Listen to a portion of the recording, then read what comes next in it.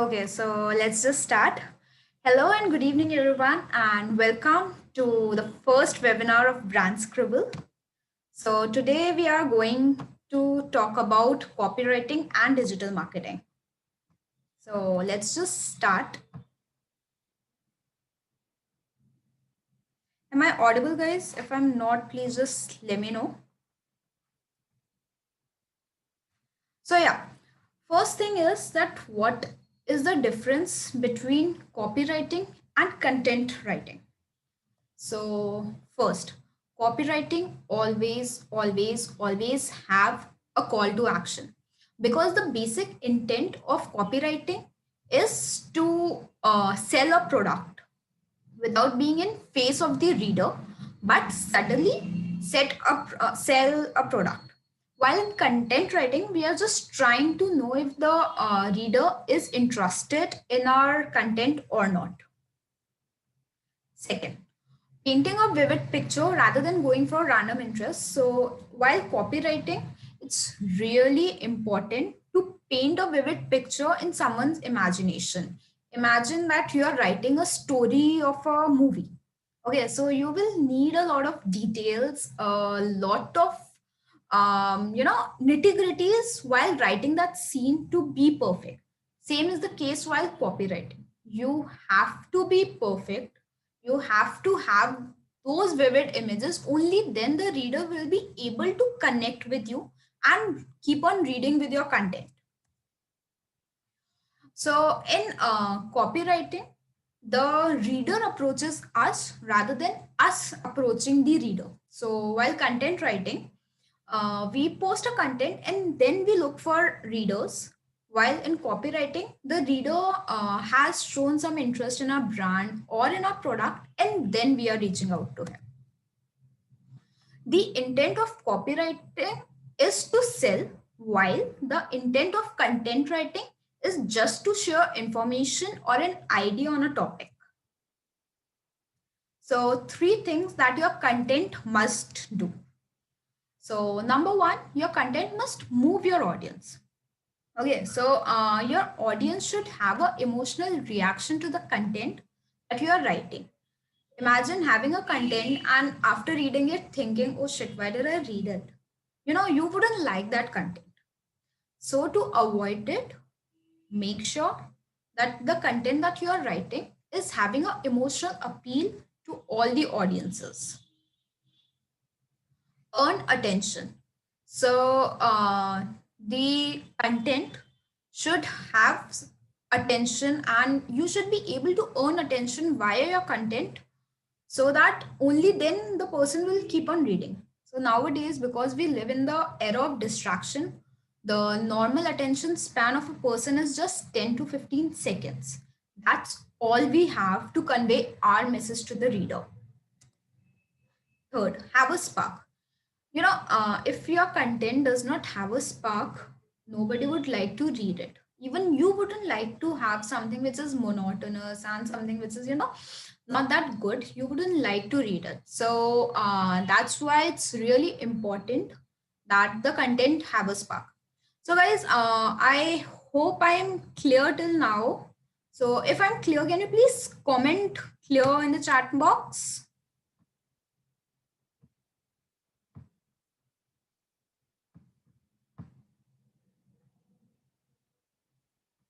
Mm, okay.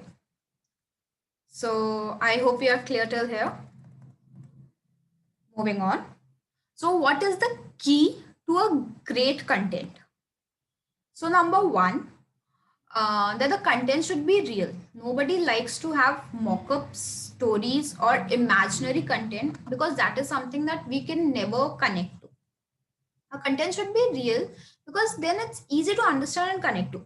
Obviously, imagine somebody painting you a picture of Mars versus somebody painting you a picture for Earth, which will be able to connect better. The picture of Earth, definitely. Why? Because that is something real, that is something you yourself have experienced. So you will be able to connect more. So that is what your content should be doing. Your content should be something unique and unpredictable. Like I said earlier, if your content is something very monotonous and something like which there are 100 more articles out there, nobody would like to read your content. So that's what's really important, to have that unique angle. Even a monotonous topic, have something that after reading, your viewers are getting exclusively from you and not from anyone else. So your content should be from a credible source. Okay. So while taking any information such as numbers or figures or anything like that, make sure that you are giving the credits to the person. Reason for it are basically three. One, it will save you from the copywriting issues. Second, if the data is incorrect, you won't be the first person liable. You can definitely tell that I've taken this information from this source and I've mentioned it.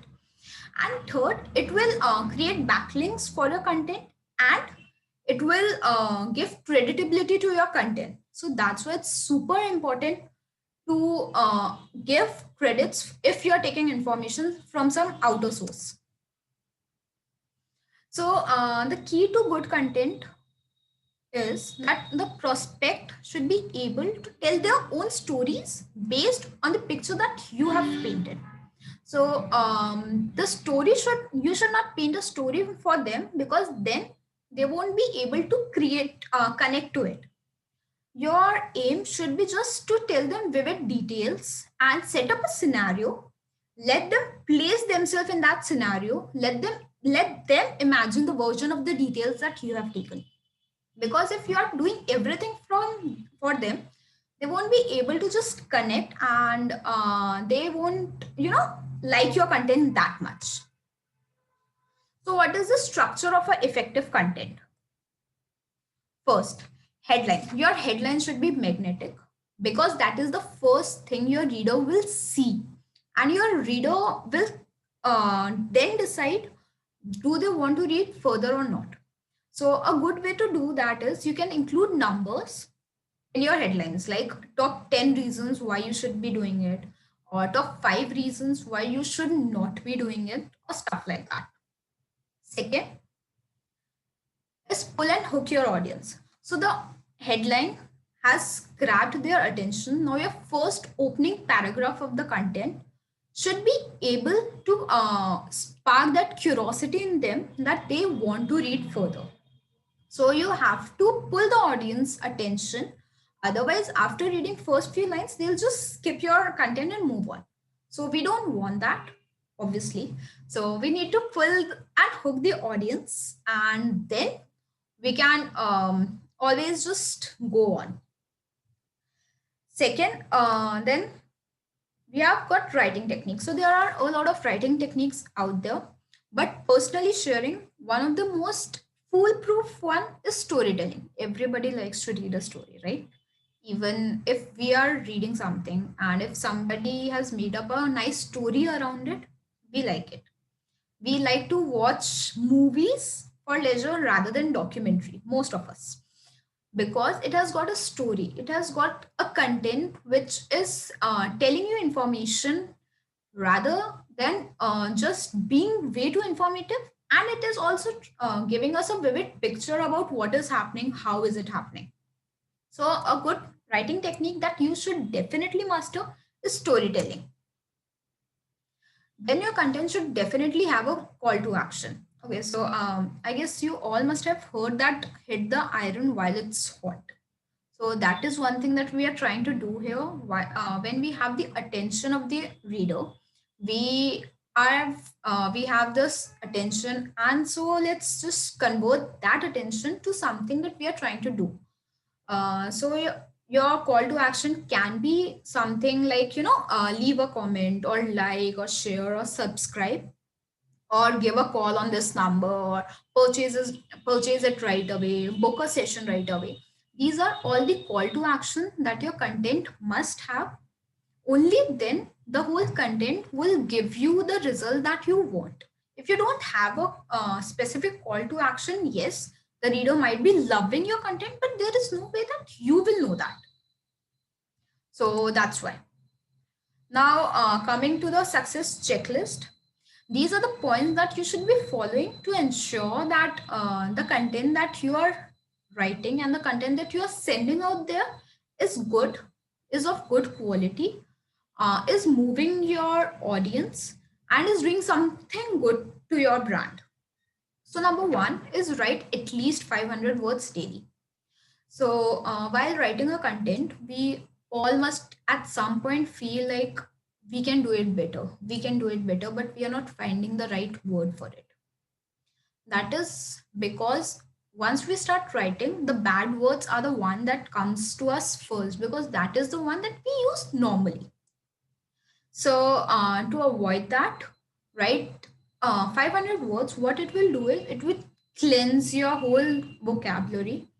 It will get you into habit of writing, and practice makes the man perfect. So you'll just get perfect over time. Rewrite, write and rewrite the article before publishing it. So you should write the article, think about it, and then rewrite the article if needed. Or if not, you can always just change a few things or update your articles on a regular basis so that you are always on the top of your game. Because we are living in an era which is evolving so quickly that if we write the article right now and we just let it go, within a month or two, the information would be of no use to our readers and our article would go to waste. We don't want that. So, to avoid it, always write and rewrite the article. Third, do not focus on perfection. A lot of us have the habit of, trying to get that perfect article or get that perfect headline. So, perfection is a myth. Something which is perfect for you cannot be perfect for me, and something which is perfect for me might not be that perfect for you. So, this is one thing that we should avoid, that we should not focus too much on perfection. Then be consistent with your write ups. Okay, imagine you are following a celebrity. We all are.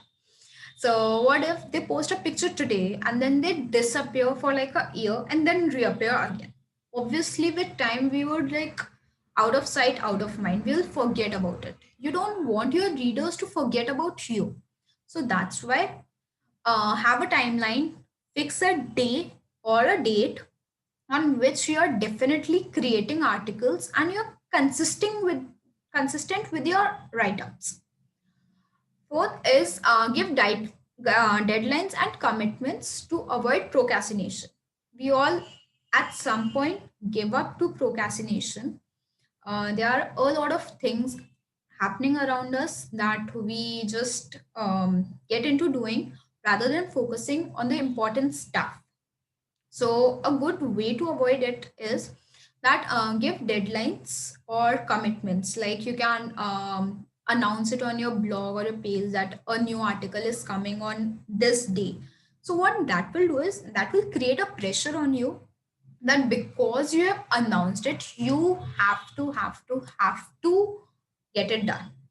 So while doing that, you will definitely avoid procrastination and you won't have a choice other than to create. And that is one way that is, I cannot emphasize enough, is really important for you. And if, last point is don't rely on social media too much.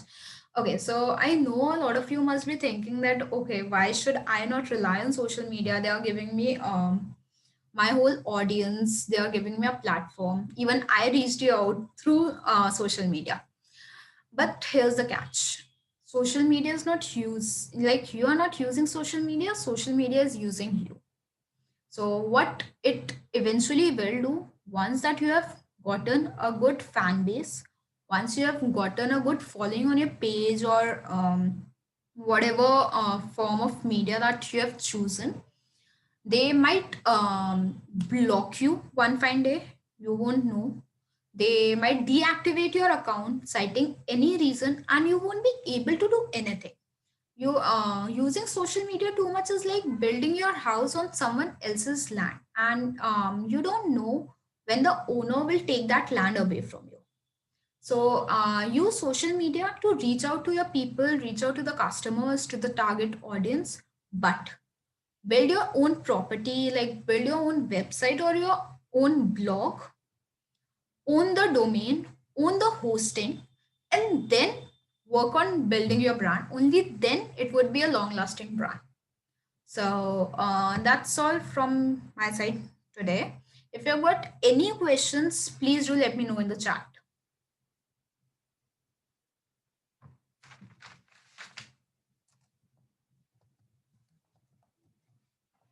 Any questions, guys? Anything that you would like to know?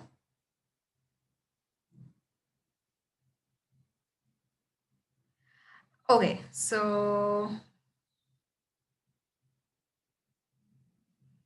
I guess that's it for today. Thank you so much for being with me. And if you like the webinar, do comment on the post. And I'll also be requesting you to please join my group. It's a closed community where I regularly post about anything new happening in digital media. Thank you and have a great day.